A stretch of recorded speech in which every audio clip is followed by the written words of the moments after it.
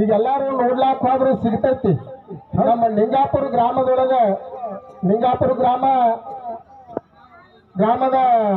ಹೊಲದೊಳಗ ಈಗ ಒಂದು ದೊಡ್ಡ ಮಠ ಕಟ್ಟ್ಯಾರ. ಯಾರು ಹಕ್ಕೋಳ ಅಜ್ಜಂದ ಹೌದಲ್ರಿ? ನಿಂಗಾಪುರದಾಗ ಮಠ ಐತಲ್ರಿ, ಅಲ್ಲಿ ಆ ಮಠ ಆಗಬೇಕಾದ್ರ ಏನು ಕಾರಣ ಆಗಿತ್ತಪ್ಪ ಅಂತ ಕೇಳಿದ್ರ ಏನೈತ್ರಿ? ಅಜ್ಜಗಳು ಈಗ ಹೆಂಗ ನಮ್ಮಲ್ಲಿ ಬಂದಾರಲ್ಲ, ಹಿಂಗ ಕುರಿ ಹೊಡ್ಕೊಂಡು ಸ್ಥಾಪನಾ ಮಾಡ್ಕೊಂಡು ಅಲ್ಲಿ ಹೋಗಿದ್ರಿ. ಅಲ್ಲಿ ಯಾವ ನಿಂಗಾಪುರ ಗ್ರಾಮದೊಳಗ ಕುರಿ ಬಿಟ್ಟುಕೊಂಡು ಹೋದ್ರು. ಕುರಿ ಬಿಟ್ಟುಕೊಂಡು ಹೋದ ಟೈಮಿನಾಗ ದೊಡ್ಡ ರೈತರು 8-10 ಕೊಂಟಿ ಕಟ್ಟಿ 4 ಎತ್ತಿನ 2 ಎತ್ತ ಕಟ್ಟಿ 8-10 ಕೊಂಟಿ ಕಟ್ಟಿ ಎಡಿ ಹೊಡಿತಾ ಇದ್ರು ಜೋಳದಾಗ.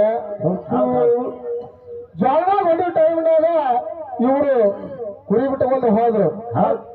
ಅವಾಗ ನೋಡ್ರಿ, ಇವರೆಲ್ಲ ದಂಡಿ ಹಿಡಿದ ಮೇಸವ್ರು. ಇವ್ರ ದಂಡಿ ಹಿಡಿದ ಮೇಸು ಹೊತ್ನಾಗ ಅವ್ರು ಎಡಿ ಹೊಡ್ಕೊತ ಹೇಳಿದ್ರು ಇವ್ರಿಗೆ, ಏ ಮುತ್ಯ ನಮ್ಮ ದಂಡ್ಯಾಗ ಎಲ್ಲರಿಗೂ ಒಂದು ಜೋಳ ಕಡ್ದು ಗಿಡದಾಗ ಅತ್ತ ಹೊರಗೆ ಹೊಡಿ ಅಂದ್ರ ಅವ್ರು. ಅವಾಗ ಮುತ್ಯ ವಿಚಾರ ಮಾಡ್ದ, ತಮ್ಮ ನಾ ದಂಡಿಗೆ ಬೇಸಾಕತ್ತೇನಪ್ಪ, ನಿನ್ನೆ ಏನು ಜೋಳದ ನಾಟಿಗೆ ಕಡಿಯಾಗಿಲ್ಲ ಅಂತಂದ. ಏನ್ ಹೇಳ್ತೀನಿ, ಇಲ್ಲಿ ದಂಡಿಗೆ ಹಾಸ್ಕೊಂಡವ್ರ ನಿನ್ನ ನಮ್ಮ ಕುರಿ ಮೇಯಂಗಿಲ್ಲ ನಂದ. ಬಾಯಿಲೆ ತಮ್ಮ ಅತ್ತಂದ. 4 ಮಂದಿ ಕುಂತಿ ಹೊಡ್ಯಾರ, 8 ಮಂದಿ ಬಂದ್ರು. ಸರಿವೆ ನೋಡ್ತಮ್ಮ, ನಿನ್ನೆ ನಾನು ಕುರಿಗೋಳಟ್ಟು ನಿನ್ನ ಹೊಲದಾಗ ಬಿಡ್ತೀನಿ.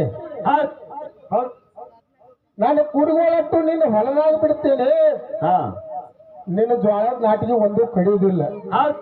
ಬಾಳು ಮಾಮ ಹೇಳಿದ. ಹಂಗಾಗಿ ಹೇಳ್ತೀನಿ ಅಂದ್ರ ಅವ್ರು. ಅಲ್ಲ, ಕುರಿಗೋಳಿ ಇಲ್ಲಿ ಬಿಟ್ಟಾರ, ಜೋಳದ ನಾಟಿಗೆ ಒಂದು ಕಡಿಲ್ಲ, ಹೆಂಗ್ ಬಿಡ್ತೀನಿ ನೋಡು ಅಂದ್ರು. ಅವ್ರು ಕೇಳಿದ್ರು, ಬೀಳುತ್ತೇನಪ್ಪ ನೀ ಬೇಕಾದಂಗ ನಾ ಬಿಟ್ರು ಒಂದೇ ನಾಟಿಗೆ ಕಡಿತಪ್ಪ ಅಂದ್ರೆ ಇಟ್ಟು ಕುರಿಗಳೆಲ್ಲ ನಿನಗೆ ಬಿಟ್ಟು ಹೋಗ್ತಾನೆ. ಬೇರೆ ಕಡ್ತಾ ಒಂದು ನಾಟಿಗೆ ಕಡಿಲಾರ್ದ ನಮ್ಮ ಕುರಿಗಳು ಎಲ್ಲಾರ ಮೇಲೆ ಬಂದವರ ನೀ ಏನು ಕೊಡ್ತಿ ಅಂತ ಕೇಳಿದವ. ಯಾರೋ ಬಾಳು ಮಾಮ ಕೇಳಿದ.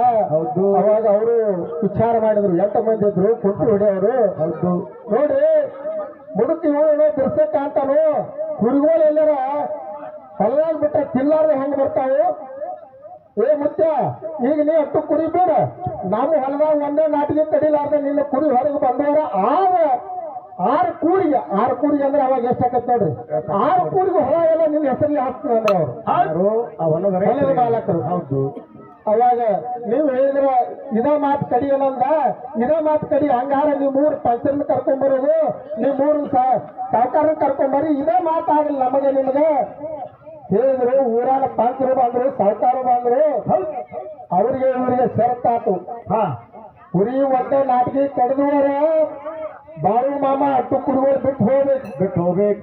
ಕುರಿ ಒಂದೇ ನಾಟಿಗೆ ಕಡಿಲಾರ್ದ ಹೊರಗೆ ಬಂದವರ 6 ಕೂಡಿ ಹೊಲ ಬಾಳು ಮಾಮ ಹೆಸರಲ್ಲಿ ಹಾಕಬೇಕು. ಮಾಲಕರು ಬಿಡ್ಬೇಕು. ಊರಾನ ಪಂಚರು ಕೂಡ ನ್ಯಾಯ ಮಾಡಿದ್ರು. ಹೌದು. ಆ ಟೈಮಿನಾಗ ಅಜ್ಜ ಹೇಳಿದ, ಏನ್ ಹೇಳಿದ್ರಿಪ್ಪ? ಗುರುಗಳು ಹೇಳಿದ ಒಂದು ಕಿವಿ ಮಾತ, ಯವ್ವ ಒಂದು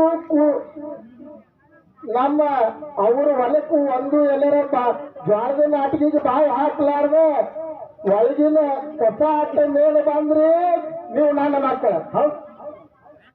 ಇಲ್ಲಿಕ್ಕಂದ್ರ ನನಗೆ ನಿನಗೆ ಸಂಬಂಧ ಇಲ್ಲ ಅಂತ ಹೇಳಿದ. ಯಾರು ಬಾಳು ಮಾಮ ಹೇಳಿದ ಟೈಮಿಗೆ ಹೇಳಿದ. ಒಳಗೆ ಬಿಟ್ಟ. ಹೌದು. ಹೇಗಾಗಿತ್ತಪ್ಪ ಅಂತ ಕೇಳಿದ್ರೆ, ಒಂದು ನಾಟಿಗೆ ಕಡಿಲ್ಲ ಕುರಿಗಳು, ಬರೀ ಒಳಗಿನ ಕಸ ಆಗ್ತ ಮೇಲೆ ಹೊರಗೆ ಬಂದು. ಅವಾಗ ಊರಾಣ ಮಂದಿ ನಿಂತು ನೋಡ್ತಿದ್ರು. 8 ಮಂದಿ ಅವರು ಇದ್ರು, ಪಂಚರು ಬಂದಿದ್ರು. ನಿಂತು ನೋಡಿ ಅವಾಗ ಹೇಳಿದ್ರು ಬಾಳು ಮಾಮಾಗ, ಯಪ್ಪ ನೀ ಬಹಳ ದೊಡ್ಡ ಮದಿ.